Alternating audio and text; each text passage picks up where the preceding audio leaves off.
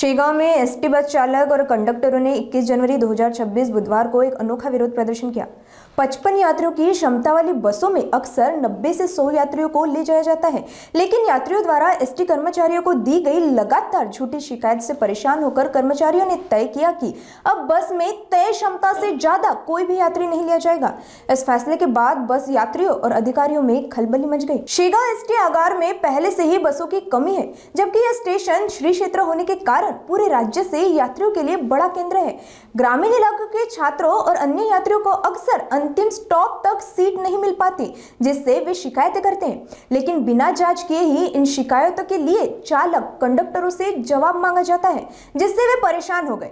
21 January को हुए विरोध के दौरान शेगांव जलगांव और शेगांव पातुर्डा मार्ग के बसों से अतिरिक्त यात्रियों को उतार दिया गया और कर्मचारियों ने स्पष्ट कर दिया कि अब बस में तय क्षमता 55 से ज्यादा कोई भी यात्री नहीं चढेगा। आज शेगांव आगारामध्ये आम्ही सर्व कर्मचारी बंधू आणि भगिनी एकत्र आलेलो आहे। आजची परिस्थिती पाहिली तर गर्दीचं प्रमाण खूप झालेलं आहे।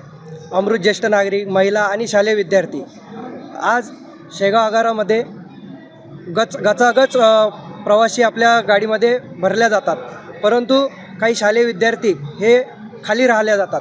मग ते आपल्या पालकांना सांगतात की बा आम्हाला चालक वाहकांनी घेतलं नाही किंवा बसच्या खाली उतरून दिलं। ह्या खोट्या तक्रारी घेऊन ते प्रशासनाकडे येतात आणि प्रशासन यावर चालक वाहकांना विचारणा करतात की बा तुम्ही विद्यार्थ्यांना का नेलं नाही। तर मग खचाखच भरलेल्या बसेस असताना चालक वाहकांना एक नियम लावून द्यावा प्रशासनानं की बा 55+1 किंवा मग हे विद्यार्थी घ्या, एक तर विद्यार्थी न्या, एक तर प्रवासी वाहतूक करा, असा आम्हाला प्रशासनानं एक आदेश काढावा किंवा आम्हाला सहकार्य करावा। दुसरी गोष्ट अशी की प्रवासी हे आमचे दैवत आहे, हे बरोबर आहे, परंतु एकीकडे चालक वाहक यांची बी तुम्ही काही व्यथा आहे त्या ऐकल्या पाहिजे।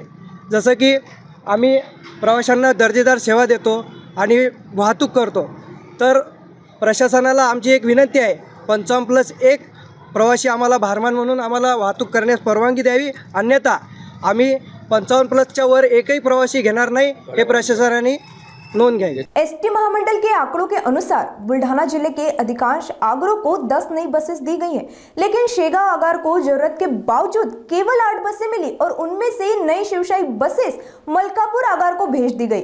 वहीं पुराने भंगार बसें शेगांव आगार में खड़ी हैं। ऐसा आरोप शेगांव एसटी बस चालकों का है।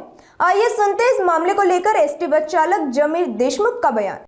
नमस्कार, मी चालक शेगांव आगार चालक जमीर देशमुख। शेगांव आगार हे देवस्थान असल्यामुळे शाळेय विद्यार्थी असल्यामुळे गाड्यावर भरपूर प्रमाणात गर्दी असते। वास्तविक पाहता पहिले आम्ही 2010मध्ये ज्यावेळी एसटीत लागलो होतो, गजानन महाराजच्या कृपेनं आमच्या इथं पहिले नवीन गाडी बुलढाणा डिव्हिजनमध्ये आम्हाला भेटे।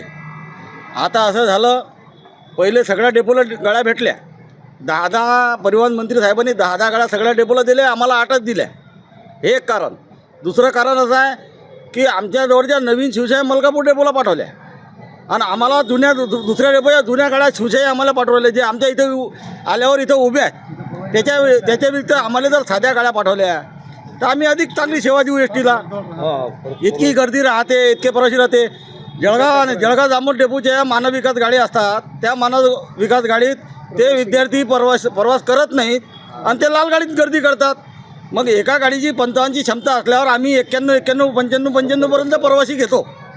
आम्ही माणसाचा ना, जनावर थोडी आम्ही किती घ्या, आणि मग नाही घेतलं तर आमच्या खोट्या तक्रारी होतात। काय मागणी आहे तुमची? मागणी आहे की गाडीची वाढ व्हायला पाहिजे, दुसऱ्या डेपोला बी त्याने तक्रार द्यायला पाहिजे, त्याने बी गाड्या वळायला पाहिजे जळगाव जामोद डेपोवाल्यानं।